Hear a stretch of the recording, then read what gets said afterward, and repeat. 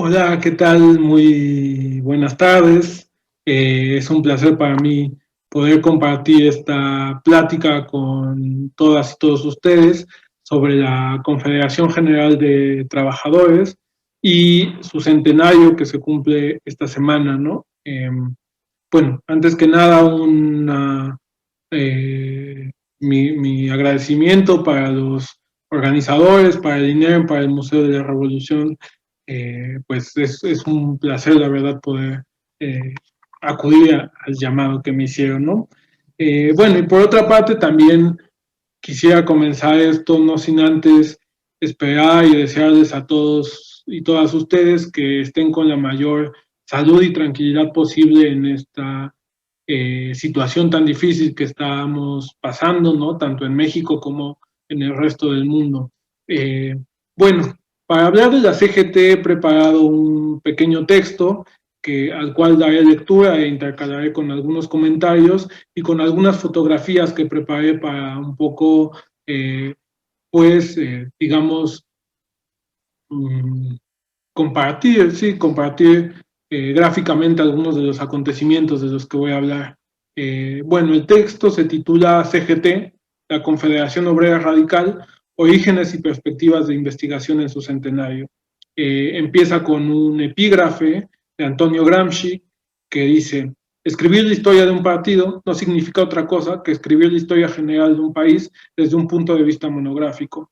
Eh, José Cayetano Valadez cuenta en sus Confesiones Políticas de 1969 que el 22 de febrero de 1921, en el Salón de Actos del Museo Nacional de Arqueología de la Ciudad de México, bajo la venia del secretario de Educación, José Vasconcelos, y la presencia de Andrés Molina Enríquez, a quien le gritaron huertista, tuvo lugar un congreso obrero. De aquel congreso nació, cuenta Valadez, en medio de un júbilo indescriptible y también en medio de pobrezas sindicales y voluntades del idealismo, la Conferencia General de Trabajadores. El organizador de las Juventudes Comunistas destaca que durante la sesión final, la reunión duró 7 días, durante la sesión final del Congreso de conformación de la CGT, no hubo pleitos que lamentar entre las corrientes y organizaciones que confluyeron para su creación. Esto no era poca cosa, sino cuestión difícil si consideramos que además del llamado matrimonio rojo, ¿no?, que así lo ha nombrado Paco Ignacio Taibo II, que unió fugazmente a narcosindicalistas y comunistas mexicanos en la central sindical, confluyeron organizaciones obreras y campesinas, grupos anarquistas de afinidad y militantes de la IWW desde Tampico. En el Museo Nacional se encontraban por lo menos 65 delegados, según las fuentes, correspondientes a una cincuentena de organizaciones de todo el país. Los radicales, ya unificados como organización, no tardaron en descargar sus ímpetus. Cito otra vez los recuerdos de Valadez de esos días de febrero de 1921. La CROM tenía a la mano los recursos pecuniarios que le facilitaban el secretario de Gobernación, general Plutarco Elías Calles, y el de Hacienda, don Adolfo de la Huerta. En cambio, nosotros al terminar el Congreso no poseíamos en caja más que 500 y tantos pesos. De estos dispusimos de 100 para un mitin en el Teatro Garibaldi. Tratábase de nuestro acto inaugural. El Garibaldi estaba colmado de obreros. La galería había sido tomada por asalto. Ahí estaban los líderes de la CROM y en los pasillos se tropezaban unos con otros los policías. Así, a mis primeras palabras, comenzó una tormenta que arreciaba conforme acrecentaban mis críticas a los amarillos y al gobierno. Y cuando acusé a Morones de traidor al movimiento obrero y de político ambicioso, partió el primer grito de guerra. Las puñadas, maldiciones y amenazas se sucedieron, pero en unos minutos la CGT quedó dueña del teatro. Los cromistas perdieron la primera de sus batallas contra el obrerismo independiente. Salimos a la calle cantando la Marsellesa, llegamos hasta el frente del Teatro Nacional. Ahí nos abrazamos todos de contentos. Parecíamos conquistadores de un mundo nuevo. Bueno, en la imagen que verán a continuación, creo que se refleja un poco el ideario o la imagen que podría haber tenido Valadez sobre esa marcha, ¿no?, y esa confrontación que tuvieron después de la inauguración y la formación de la CGT. Es un grabado de la época que justamente representa pues este ideario de el pueblo marchando hacia un mundo nuevo. Está hecho en esos años aquí en México. Continúo. Los recuerdos de aquel joven de 20 años, de Valadez, fueron con seguridad inexactos, por distantes y removidos por la efervescencia juvenil de 1968, que ocurrió poco antes de que se publicara este texto, ¿no?, de donde extraje las citas. Se publicó en la revista de la universidad y está en su archivo en línea, por si alguien lo quiere consultar. Se llama Confesiones Políticas. Pero bueno, más allá del tono épico resultante de la narración de Cayetano Valadez sobre estos días, quien es una referencia pues muy importante para la historia de la izquierda y el movimiento obrero de esta época, así como anterior. Bueno, su narración remarca dos características distintivas de esta CGT radical que se asumió como alternativa para los trabajadores de México. Por un lado, la centralidad en su narrativa y en su discurso de los trabajadores como actores políticos en la temprana posrevolución. Por el otro, el esfuerzo conjunto de crear una organización que disputara el sindicalismo de conciliación y supeditado a las necesidades del Estado, el conocido en esa época como sindicalismo amarillo, que se había constituido como dominante tras la conformación de la Central Regional Obrera de México, la CROM, que se fundó en 1918. A continuación expondré algunos puntos sobre el origen y primeros años de la CGT, en un primer momento su lugar en la historia de México, o el que creo que es su lugar en la historia de México, y el contexto global en el que emergió. En segundo término, sobre las tentativas de organización y primeros conflictos sindicales en los que se vio inmiscuida esta central radical. Después, ya no en el escrito, sino platicándoles, pues analizaré algunos puntos que me parecen importantes para continuar la indagación sobre esta Confederación General del Trabajo. Pues considero que y valoro como la más fértil, digamos, función de los centenarios y conmemoraciones, pues esta idea de poder avanzar en el conocimiento del pasado, ¿no? Bueno, aparte que este año tenemos varias conmemoraciones y centenarios en puerta, ¿no? Continúo. 1. A dos fuegos, el impacto de un par de revoluciones y una posrevolución. El nacimiento de la CGT se localiza en un umbral dentro de la historia de México en general y del movimiento obrero en particular. En cuanto a la historia nacional, la Confederación Radical se encuentra con ese primer intento de que la revolución bajara del caballo, como se ha dicho, ¿no? Pero en esos años, aunque fuese a tropezones, así lo atestiguan buena parte de la vida de la Confederación, que se encuentra entre el Plan de Agua Prieta hasta el asesinato de Álvaro Obregón en 1928. Acontecimientos que, por más que añoraron los ejetistas, no les fueron ajenos, sino que influyeron en la trayectoria de la central sindical. La década de 1920, en la cual se desarrolló la vida de la CGT, está marcada por la consolidación del régimen y la formación del Partido Nacional Revolucionario como el órgano que la incardinará y comandará. Sin embargo, esa consolidación fue lenta y no exenta de oposición, lo cual abrió la puerta para amplios experimentos y debates de cómo debía reorganizarse el país tras la revolución. Las interpretaciones acerca de qué significaba la justicia social y sus vías de concreción estaban a la orden del día. Por ejemplo, en el experimento socialista de la península de Yucatán, con los gobiernos de Salvador Alvarado y Carrillo Puerto, o la actuación del Partido Obrero de Acapulco en las playas guerrerenses. En temas laborales, también esos años trajeron debates sobre cuál era el lugar de los trabajadores en el proyecto de país y cómo llevar a cabo lo estipulado en el artículo 123 de la Constitución de 1917. Como mencioné citando a Valadez, una alternativa era la representada por la CROM y su líder Luis Napoleón Morones. Esta se basó en conseguir mejoras para sus agremiados a partir de lo que se llamó la acción múltiple, es decir, la combinación de reivindicaciones sindicales con la participación política y el cabildeo con las autoridades estatales a varios niveles.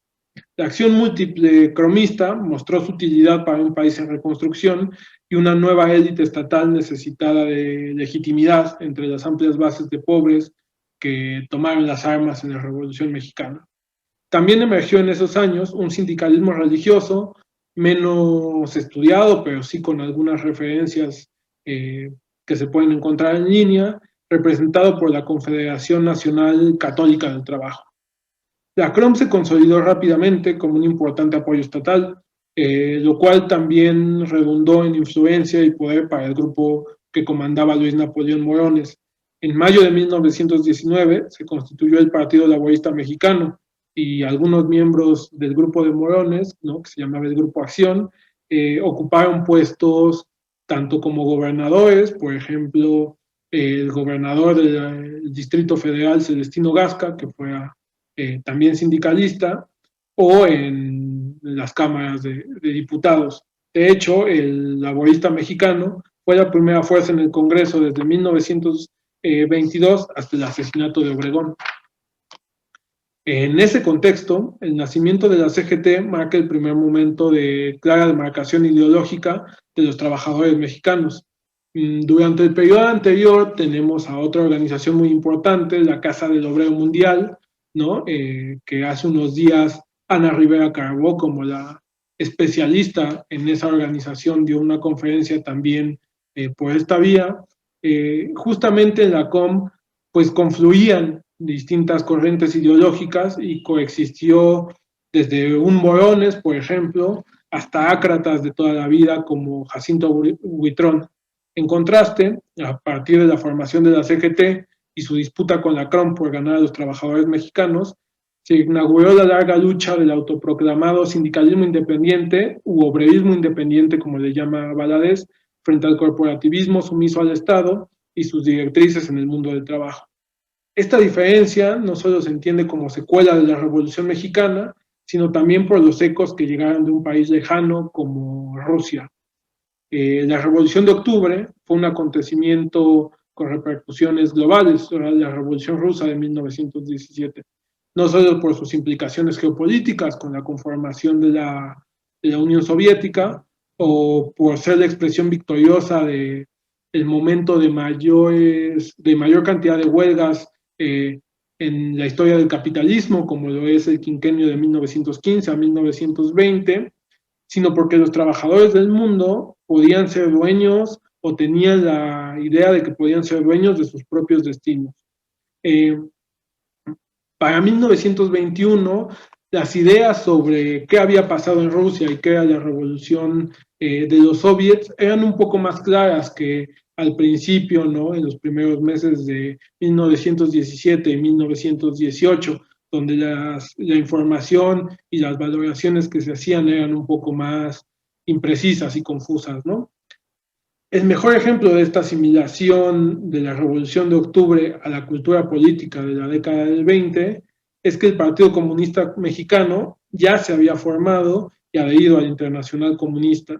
Este se formó en 1919. 2 años después, y en los inicios del proceso de consolidación leninista del partido, tanto en lo organizativo como en lo ideológico, con la adhesión a un documento que se llamaban las 21 condiciones del Internacional Comunista, que era básicamente pues una demarcación con otras agrupaciones de corte socialdemócrata u otras.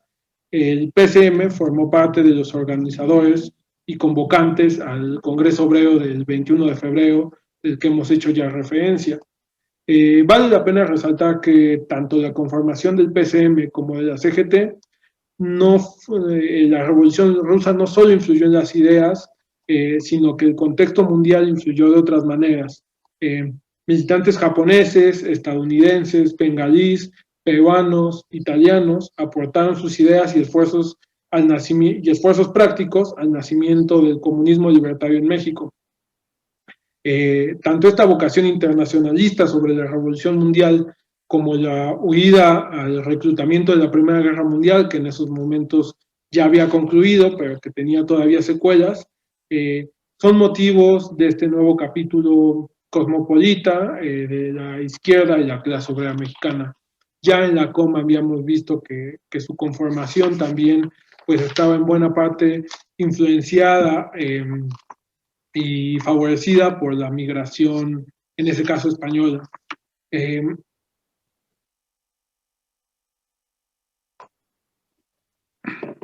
Continúo. El entusiasmo generado por la Revolución de Octubre fue en buena medida el aliciente para que marxistas y anarquistas confluyeran en la CGT. La idea de una democracia obrera que dirigía los destinos del país a partir de consejos elegidos en centro de trabajo y vivienda, en ese momento inflamaba por igual las expectativas de ambas corrientes radicales en México. La CGT se adhirió a la Internacional Sindical Roja, conformada en Moscú en ese mismo año, y designó a un delegado, Manuel Díaz Ramírez, a su congreso celebrado los primeros días de julio. La misión de este delegado era traer noticias de la antigua tierra de los Ares. Con ese horizonte rojo en mente, los CGTistas se abocaron a algunas tareas inmediatas. Antes de pasar a qué tareas inmediatas y qué acciones hizo la CGT, me gustaría también referir a un par de fotografías que les voy a mostrar para ilustrar justamente esto que he dicho. En primer lugar, una foto tomada en 1925 de Plutarco Elías Calles junto al máximo dirigente de la CROM en esa época, el también mencionado Luis Napoleón Morones, como ese compaginamiento y esa alianza que hizo la CROM con el Estado mexicano. En segundo lugar, y espero que se vea bien porque la he tomado de un libro, el carnet o la carta más bien de Manuel Díaz Ramírez como delegado al Congreso de la Internacional Sindical Roja, que está firmado por la CGT, ¿no? Manuel Díaz Ramírez pasó a la historia como el único mexicano que pudo hablar con Lenin justamente en ese contexto del primer Congreso de la Internacional Sindical Roja, que reunió casi a poco más de 300 organizaciones sindicales de distintos signos ideológicos en Moscú en 1921. De hecho, la tercera foto que les muestro ahora es pues una foto de los primeros trabajos de ese congreso, ¿no? Bueno, mostradas estas ilustraciones, prosigo con el punto número 2 que titulé La CGT en acción y que describe los acontecimientos que van de su congreso de fundación hasta su primer congreso ordinario, que es el momento que yo he llamado pues unitario en la Confederación Radical.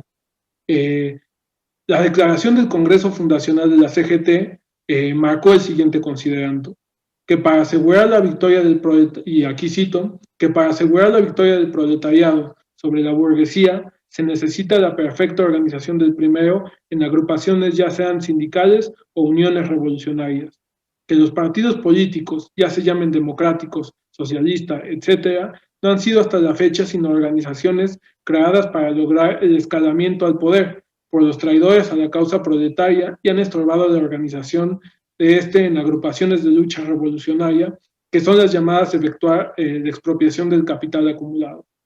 Que las tendencias generales del Partido Comunista Mundial están basadas en los principios del establecimiento de una sociedad comunista y en el de la dictadura transitoria del proletariado como principal medio, para llegar a dicha sociedad.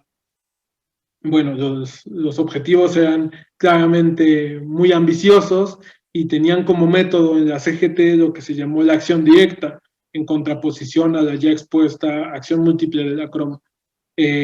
Por acción directa, la CGT entendía la lucha exclusiva entre el movimiento obrero y los industriales y capitalistas, excluyendo de esta cualquier intromisión oficial, es decir, de cualquier autoridad estatal.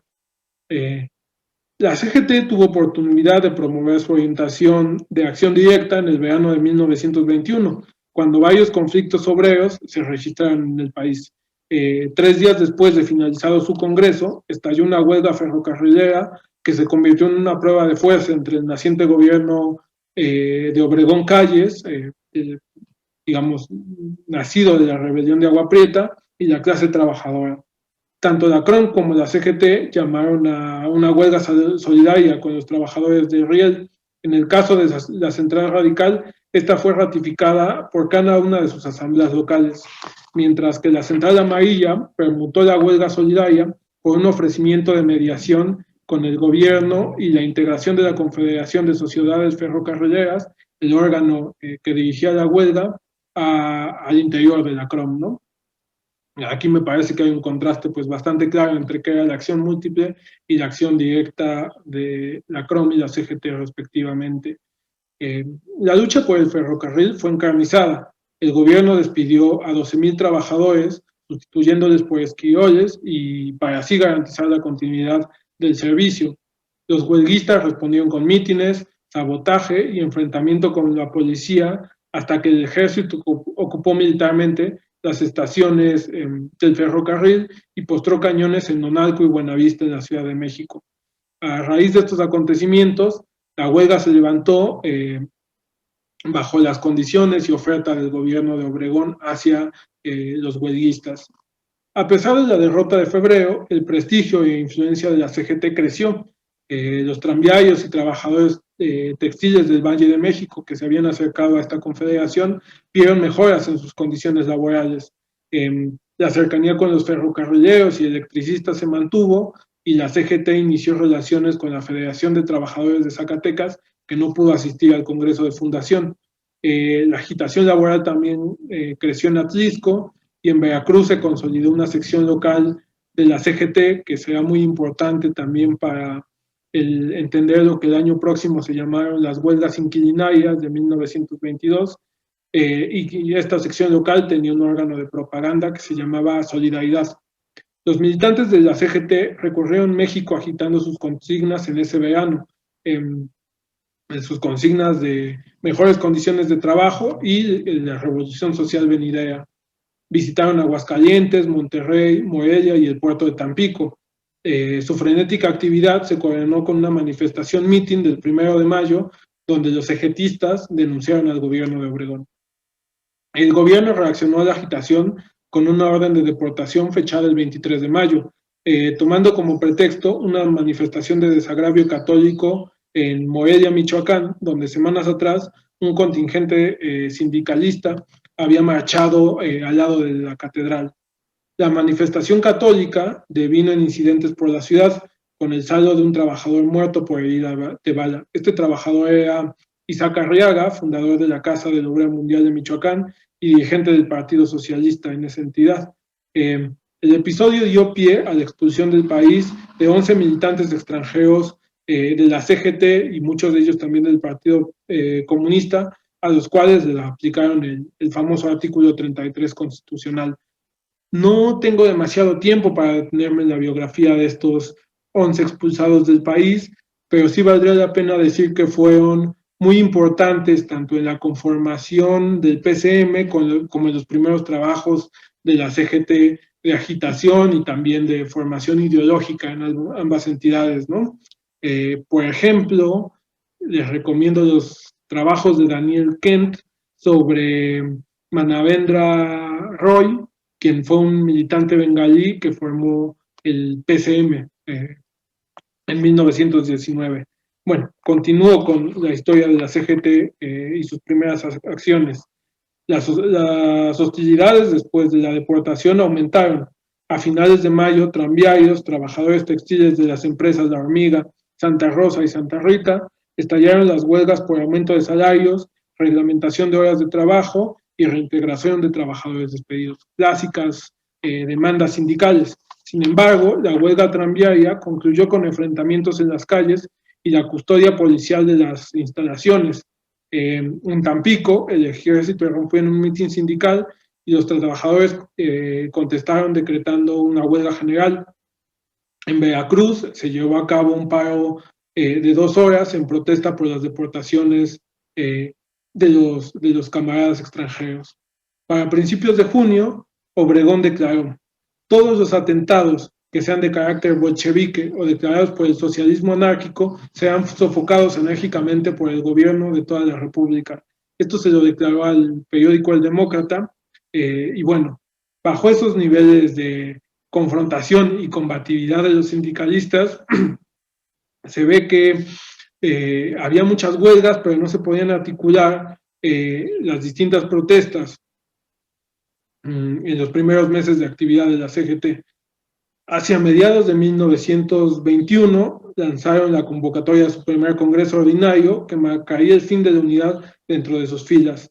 La fecha acordada fue el 9 de septiembre, muy probablemente fijada porque la Croma había organizado meses atrás su conferencia nacional, donde no faltaron los ataques contra la CGT, claro está, pero también salió a flote la inconformidad de sus agremiados por la represión del gobierno obregonista, y se sucedieron algunos desprendimientos de antiguos conocidos del radicalismo en México, como fueron Rosendo Salazar o Luis Araiza, ¿no? Que a la postre también serían importantes cronistas de lo ocurrido al movimiento obrero en el primer cuarto del siglo XX. En la antesala de su congreso ordinario, estoy hablando de la CGT, surgieron rispideces entre las facciones anarquistas y marxistas en su interior. A los oídos de los ácratas mexicanos comenzaron a llegar noticias sobre el acontecer soviético y la represión a la que fueron sometidos los anarquistas en Kronstadt, la base militar que fue reprimida por el gobierno soviético en marzo de 1921, y en Ucrania, donde se dio el fenómeno de la Magnovichina, que también fue reprimida poco tiempo antes. Estas noticias les llegaron de la pluma de reputados libertarios como Emma Goldman y su compañero Alexander Bergman, que vivían en Moscú en esa época, estaban exiliados, así como el recientemente fallecido príncipe anarquista Kropotkin, quien fue, bueno, del que también se cumplen 100 años en este febrero, ¿no? 100 años de su fallecimiento. Bueno, las contrapartes mexicanas de estos reconocidos ácratas no dudaron en abrir el debate sobre la dictadura del proletariado y sus resultados al otro lado del mundo a pocos días de que iniciara el Congreso de la CGT. El Congreso de septiembre vio abandonar, de hecho, a las juventudes comunistas y con ello al resto del partido, del PCM. Los puntos del orden del día establecido se resolvieron de manera más o menos rápida. Eran una declaración contra la represión gubernamental y un llamado a la Organización Panamericana, alternativa a lo que se llamaba la COPA, la Confederación Panamericana, encabezada por Samuel Gompers, dirigente del AFL estadounidense, y también, digamos, seguido por Morones, con quien tenía muy buen entendimiento. Sin embargo, regresando a la reunión de la CGT, se notaba la desorganización y desánimo tras las derrotas en los puertos de Tampico y las peleas internas en la sección veracruzana. En general, nos explicaban la falta de coordinación entre las secciones y que no se generalizara el descontento por la represión obregonista y se levantaran más huelgas y más conflictos laborales. En esta atmósfera recayó una ácida discusión entre anarquistas y marxistas que terminó por dividir el Congreso en sus últimos días. La Juventud Comunista presentó una propuesta de resolución para que las fuerzas de la CGT se abocaran a las demandas económicas, dejando de lado la labor de los grupos culturales y de afinidad, que es como habían entrado registrados tanto el PCM como el resto de grupos ideológicos que convergían en la CGT. Los libertarios reviraron pidiendo un referéndum sobre la permanencia de la CGT en la Internacional Sindical Roja, previo a que Díaz Ramírez regresara de su primer congreso y diera un informe sobre sus trabajos. En suma, y de una manera confusa y atropellada, la discusión de estos grupos, que juntos no llevaban al 50% de los delegados, según las fuentes que tenemos a disposición, marcaba el fin del periodo unitario de la CGT, un breve pero radical momento de esa historia monográfica a la que se refirió Gramsci y que colocamos como epígrafe en este texto. Bueno, pues concluida esta parte de la exposición, quisiera mostrarles un par de imágenes más que, digamos, refrendan o ilustran esto que les he contado, y así pasar a la última parte de mi exposición, que tiene que ver con, bueno, las tentativas de investigación los posibles alcances de nuevas investigaciones a 100 años de la fundación de la CGT. En primer lugar, vemos en las imágenes una manifestación del Zócalo hasta principios de la década del 20, que justamente refleja pues digamos, atmósfera de confrontación laboral que se vivió y en la cual se incrustó la CGT. En segundo, y esta me da pie para algunos, digamos, puntos de fuga de investigación historiográfica, es una fotografía sobre trabajadores tranviarios afiliados a la Confederación Radical durante esos años.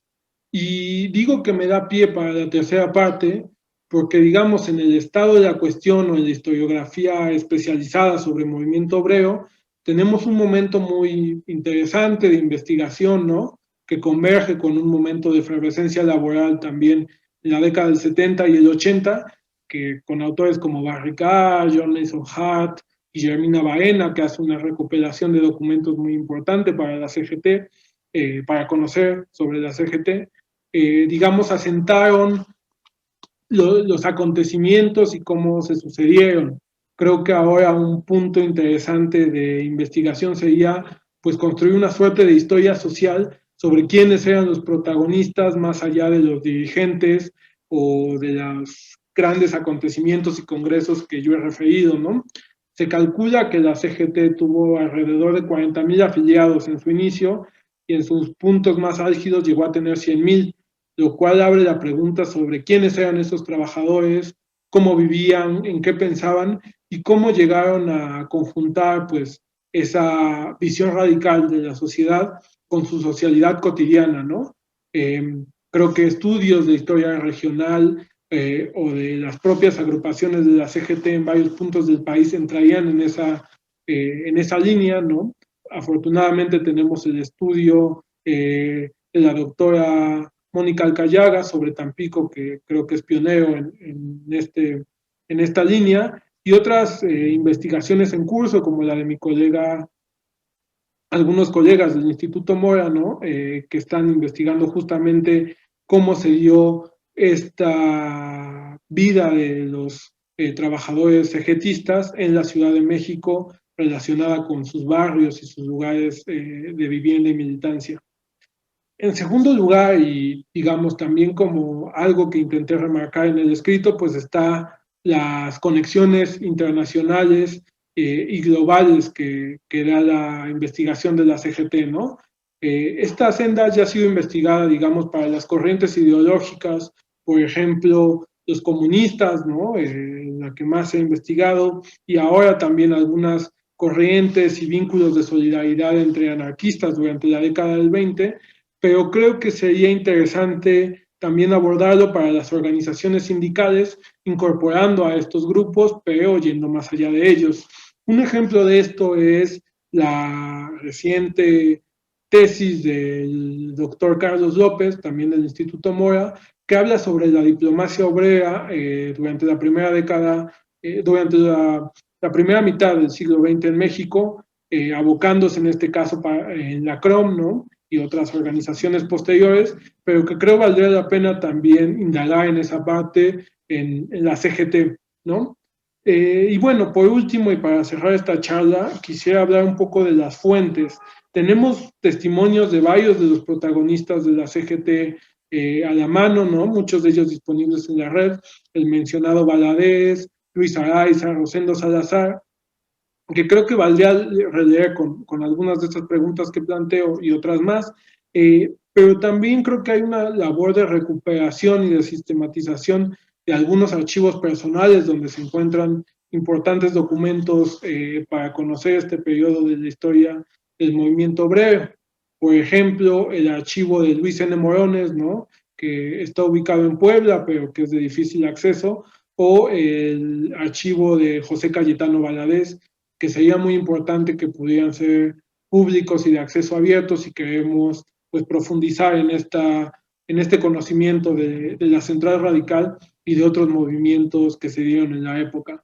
Creo que vale la pena regresar a la CGT y a la historia de los trabajadores como esto que llamó E.P. Thompson las vías muertas de la historia, que es ubicar esas vías radicales como la de la CGT para ver que no había fatalismos en la historia de México y de su movimiento obrero y que hubo otras alternativas durante ese periodo a la forma dominante de corporativismo que se acabó de consolidar en esos años. Bueno, eso ha sido todo por mi parte. Espero que haya sido de interés esta plática sobre los 100 años de la Confederación General de Trabajadores. Creo que en esta vez no habrá chance de hacer preguntas y respuestas, pero si tienen alguna duda, pues no duden en escribirme a mi correo institucional o también por las redes sociales, ¿no? Ojalá que los compañeros del INERM las puedan poner por ahí. En el foro y estas cosas, ¿no? Pero bueno, espero que haya sido de su interés y agradezco mucho su atención.